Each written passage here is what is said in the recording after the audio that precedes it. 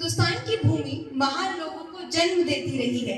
जब जब अंधियारा छाया है, तब तब इस धरती ने ऐसे नगीने दिए हैं जिन्होंने अपने प्रकाश से तिमिर को चीर दिया। ज्योतिबा फूले और सावित्री बाई भी ऐसे ही महान लोगों में से थे। ज्योतिबा के विवाह के पश्चात उनकी मुलाकात एक विदेशी महिला शिक्षिका से हुई।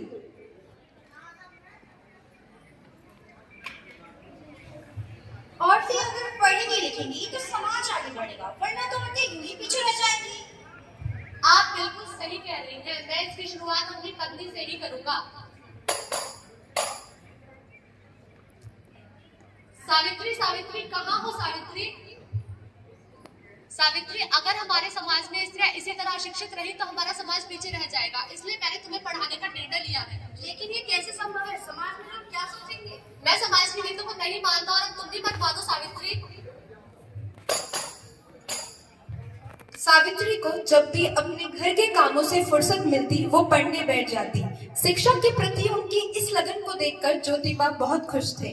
अब वो दूसरों के घरों में जाकर उन्हें नारी शिक्षा के बारे में जागरूक करने लगे और बच्चों को उनके पास पढ़ने भेजने के लिए उनसे आग्रह करने लगे। शांति बहन, दरवाजा खोलो। कौन है? मैं सावित्री। वो जो आपकी प्यारी सी बच्ची है ना, हाँ है। उसे मेरे पास पढ़ने भेज देना। बड़ी आई पढ़ाने लिखाने वाली, क्या करेगी पढ़ा लिखा के? हमें अपनी बेटी को पढ़ा लिखा कर चरित्रहीन नहीं बनाना है। अरे बहन, भला पढ़ने लिखने से कौन चरित्रहीन बनता है? समाज में स्त्रियों की हालत बहुत खराब है। अगर वे पढ़ेंगे लिखेंगे नहीं तो सही गलत में फर्क कैसे समझेंगी? हमें नहीं समझाना सही और गलत में फर्क, हमें पता है। भैया नमस्ते। नमस्ते भैया। भैया, आपके बच्चे को हमारे पास पढ़ने भेज देना। हमें विद्यालय खोलने जा रहे हैं जिसमें हमारी पत्नी पढ़ाएगी। अरे तुम भी क्या ज्योतिबा नई नई रीत चलाने चले हो? बेटियां कहाँ पढ़ने जाएगी, उन्हें तो बस चूल्हा चौका ही करना है। देखा आपने, हमारा समाज शुरू से ही नारी शिक्षा के विरोध में रहा।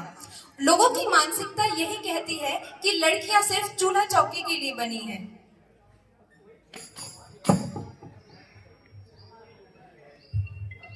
देखो आ गई फिर से शिक्षा का ज्ञान बांटने।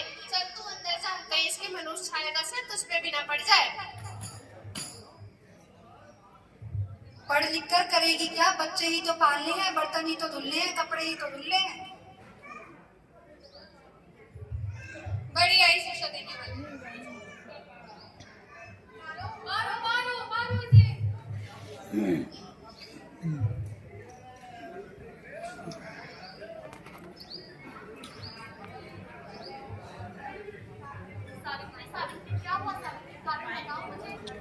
सावित्री, क्या हुआ सावित्री? कारण बताओ मुझे। आज पाठशाला से लौटते सभी लोगों ने मुझ पर कीचड़ में पत्थर मारे, चरित्रहीन कहकर अपमानित किया। कोई बात नहीं, तुम घर चल।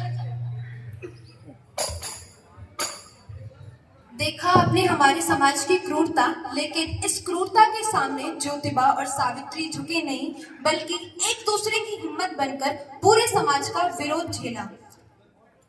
एक अपनी हिम्मत लगन के साथ एक के बाद एक 18 कन्या विद्यालयों की स्थापना की। अगर आज स्त्रियां पूरे देश में शिक्षा ग्रहण कर रही हैं, तो उसका श्रेय सिर्फ सावित्री जी को ही जाता है। अगर लड़कियां आज उच्च पदों पर नियुक्त हैं, डॉक्टर बन रही हैं, इंजीनियर बन रही हैं, फौज में जा रही हैं, तो उसका श्रेय भी सिर्फ सावित्री जी को ही जाता है।